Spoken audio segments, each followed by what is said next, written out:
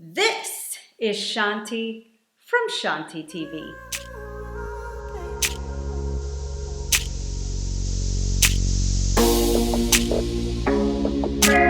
Hi you guys, I am back today for another video. I would first like to stop and thank all of the new subscribers that have joined the community here. So I would like to say a special welcome to all of you. Thank you very much for subscribing to my channel. It really means a lot to me. I would also like to say hello to all my returning subscribers.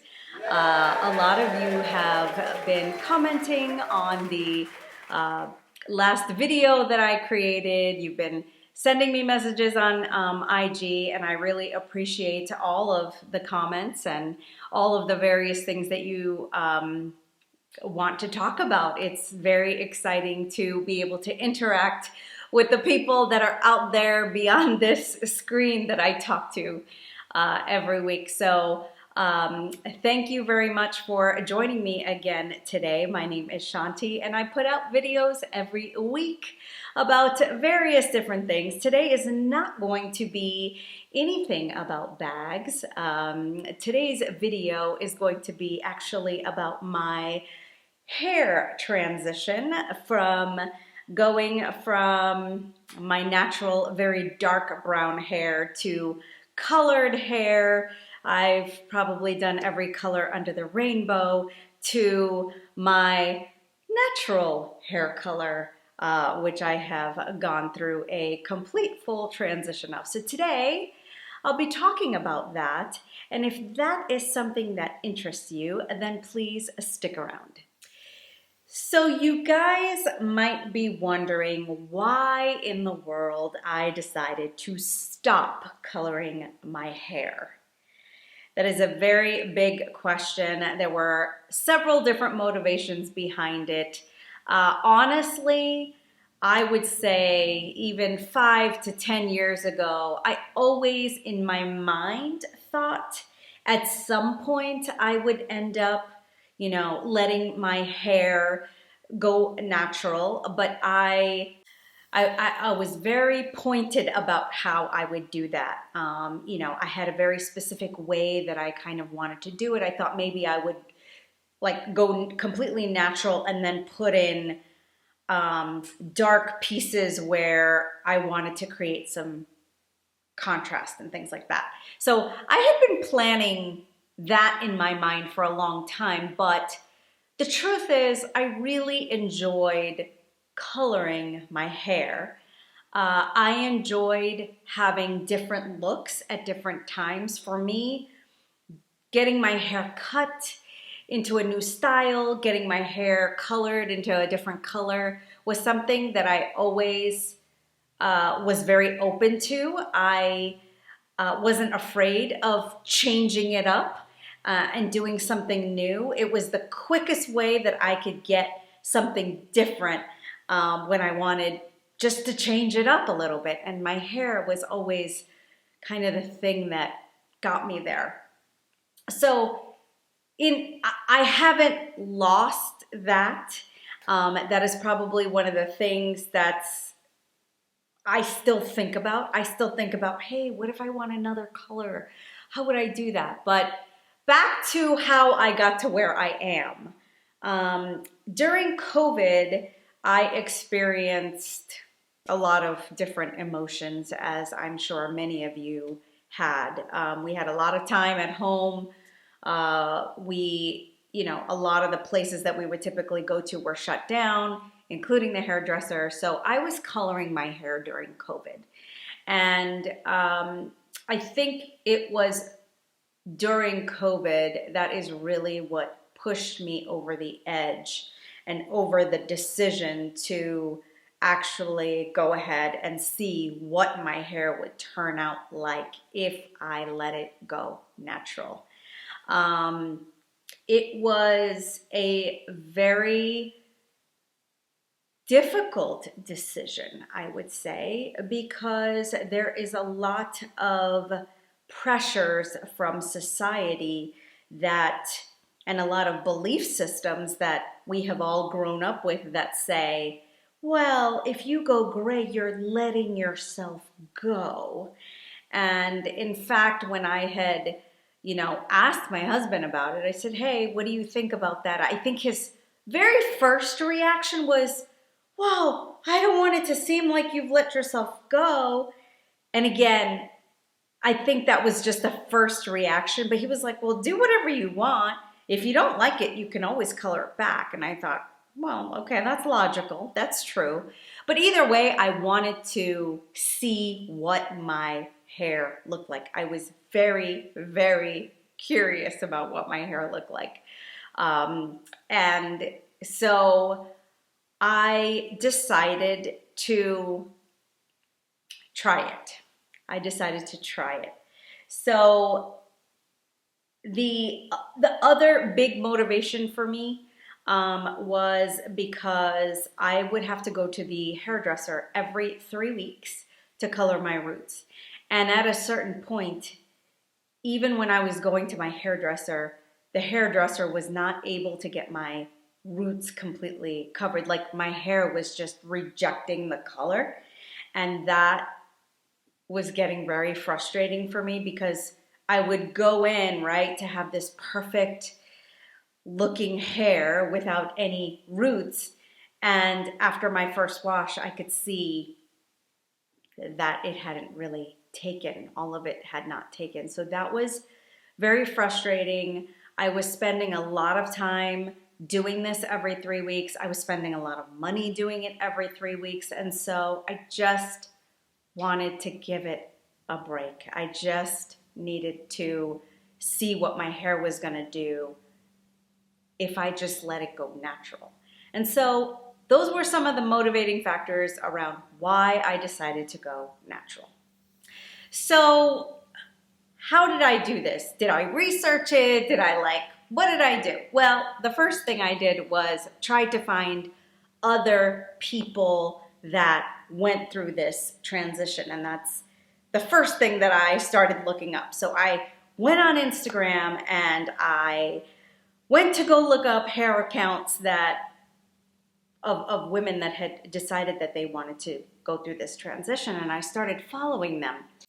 I really got inspired by other women posting their transition pictures, how they went from, their dyed hair to their natural hair, because it's not easy. And you want to kind of find like people who have similar skin tones to you that have gone through this transition. Like, what does this color look like on them? How do they manage the different, do they change their makeup? Do they change their, the things that they wear? And that was the first thing I did, I wanted visuals and I wanted to talk to other women that had gone through this transition. I wanted to reach out to women that would support this idea of mine. So in doing that, I created another Instagram account called Shanti's_silver_crown. I will link that down below. I don't really post there anymore. I used to post there a lot, actually. But for whatever reason, I don't know why this is, but there's a lot of creepy people that follow you when you're posting pictures of your transition, and I'm not really sure what that's about, but it's really annoying and really creepy. So I have not posted there in a while. Every once in a while I'll do something, but if you guys want to check that out and see what my transition looked like, it's documented there pretty much, then you can see it. But that's basically what I did. So I researched, other women, what were they doing, how were they caring for their hair, and that's what I did. I figured it out. So preparing my hair, there was no real prepping of my hair. I just simply stopped dyeing it. And the first thing that you will get when you stop dyeing is a very notable demarcation line. They call it a demarcation line, from where your hair is coming in natural and then you have your dye. So it's a pretty significant line that appears on your head, and it can be brutal. It can be very, very brutal.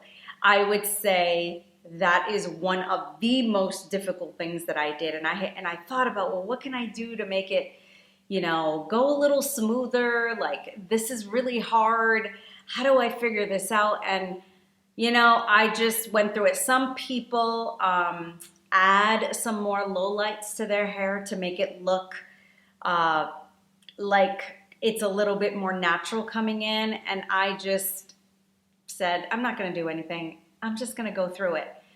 Some women wear turbans, they wear bandanas, they wear scarves in their hair. I did some of that because it was really, really hard for me to go out thinking, I mean, in my mind, I thought that other people thought that I was letting myself go. That was one of the biggest things that I had to get through mentally. And I would say it is a mental trip to go through transitioning your hair. The amount of change that happens internally when you transition your hair is something I cannot even describe, and it's because it is so opposite of what the norm is in society, and that is why it's so profound. It has a huge mental impact, emotional impact, spiritual impact. There are so many growths that happen aside from your hair growing out that happen during the process of transitioning your hair that it's kind of incredible. So you get to kind of shed all of these layers of what society kind of decides for you in some ways. If you follow society's norms, they decide these things for you, and they make you feel like if you don't follow this path, then you will be this, and they put you in a bucket. And that bucket is, you're old, you look like a grandma, you let yourself go, you look older than your age, one of the big concerns that I had was, gosh, am I gonna be like beautiful anymore? Like, I had this impression that my dark hair made me beautiful. And again, it's the internal growth that happened as I was transitioning my hair from being colored, from being a color that was not mine to my natural hair color. And that transition made me grow to understand what beauty really is. Beauty is really within. Beauty is comes from the inside out. Happiness comes from the inside out. Thinking that you're going to, dye your hair and make yourself beautiful is a thought, but just because you go natural, there's nothing wrong with that either. If I want to dye my hair, I should be able to dye my hair. If I don't want to dye my hair, I shouldn't have to dye my hair. There's no reason why I should be judged one way or another. And that's really the point that I have to make. If someone wants to dye their hair because it makes them feel better and it makes them feel beautiful, go ahead and do that. But it was the backlash and the ultimate, like, I can't believe you're not dyeing your hair, that really was more of the thing that I was fighting against. My mom hates my hair. She comes from a society where if you have gray hair, you look old. Why are you doing that? She can't stand my hair, and that's okay. And I had to be able to accept the fact that she couldn't stand my hair, because at the end of the day, it's my hair. It's what's on my head that matters. It's what I think about myself. It's not what my mom thinks about myself. So I had to get over those kinds of things. So societal norms that are pushed out, I had to really get over the hump to say, you know what? Screw that. I'm going to do whatever it is that I want to do. And I want to see what my hair looks like when it's completely and fully grown out. So the transition process was long. I started my transition in March of 2021, and it probably took a good year and a half to 2 years. I did end up chopping my hair. Some women don't chop their hair. They just let the transition happen and they slowly, cut their hair. I did chop my hair a couple of times.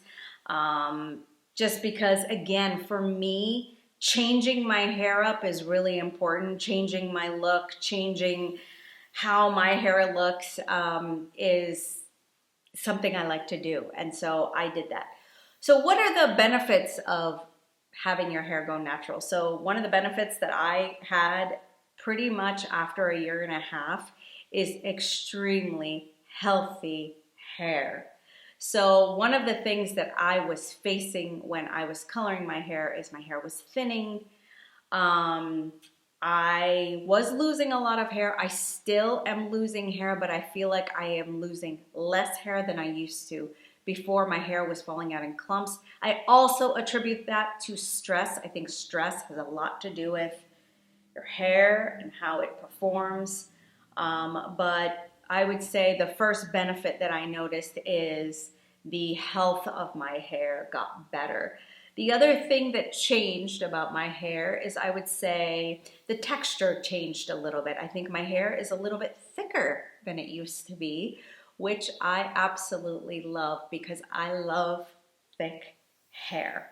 I just love thick hair, and so having thick hair, feels good. It feels really good.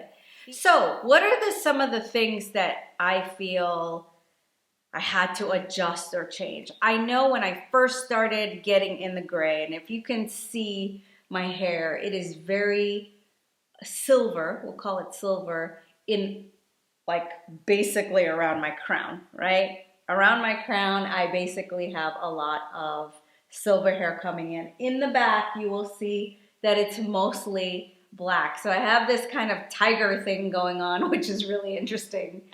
And it's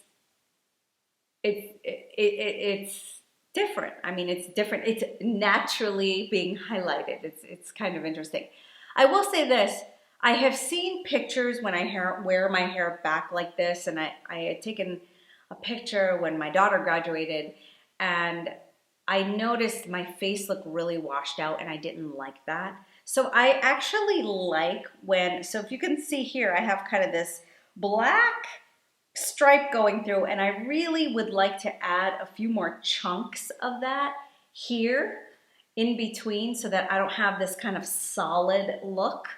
But that hasn't happened yet. I'm still kind of leaving it to be as natural as possible.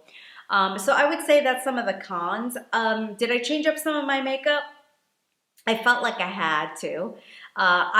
One thing I realized is when I had this dark hair, I was wearing a lot of harsh makeup, and as I've gotten older, I am finding I wear less makeup, and I wear less makeup, and I don't wear as harsh tones as I used to, and I feel like my hair kind of softens my face more now that it's not as dark. And I'll put pictures up so you guys can see kind of my transition process, because I think that's really neat to look at. So those are some of the pros and cons that I have about having my hair transition. In terms of maintenance, I would say the biggest thing is, I have heard that the environment, if you're like in a smoky environment, the sun hitting your silver hair can yellow your hair. So one of the things that people do is they use a purple shampoo to help kind of get it to a brighter tone. I have not used purple shampoo. I have used Oribe's hair shampoo and conditioner, which is more of a silver color. I've used that. I have not used the purple shampoo yet. I may or may not do that. I have not found my hair yellowing, but I would say yellowing white hair is really hard, and that would be very hard for me to have. I mean, I would not like it. Let me put it that way. I would not like yellowing. If my hair is going to be silver, I want it to be that really pretty silver. So that is how it's come in. So I've kind of left it that way. Other hair care, I mean, I wear hats if I go out, and if I think I'm going to spend a long time in the sun, I'll wear a hat. Other than that, I'm not wearing hats all the time. Heat is another thing that I really would like to stay away from. I try to give my hair a break during the summer and have my hair just naturally air dry, but I find my hair to be a lot more frizzy. And I haven't found the best products to deal with that yet. It's still kind of frizzy right now. I did dry it, and so I did dry it with a hair dryer. But that is some of the hair care and maintenance that I have had to do. So styling options, I feel like I can style my hair really any way I want to. It's funny because when I style my hair in different ways, people literally think that I've dyed my hair.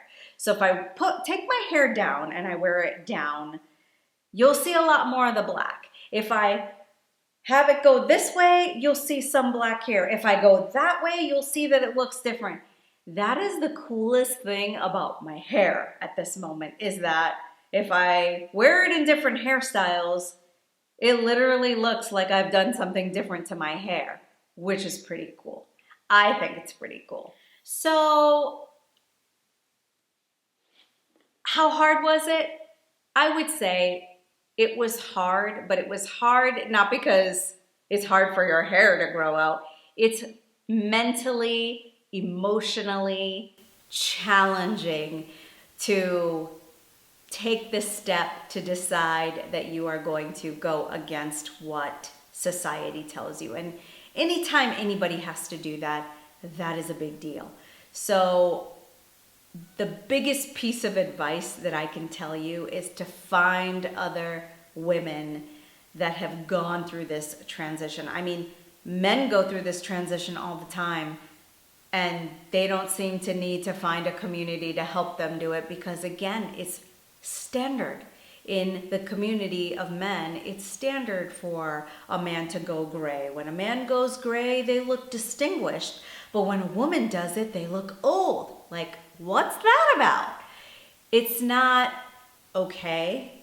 It's not right. Oh, one of the other benefits I wanted to tell you is that at work, I was really, really nervous about the whole work situation. And because I was at home during COVID and we weren't traveling a lot, I was really nervous about how people would react to all of this. And the positive reaction that I think I got is that I have always looked younger than my age. And I would find that because I work around a lot of males, they did not take me seriously because they thought I was younger than I was. Not a lot of experience. And I would say I gained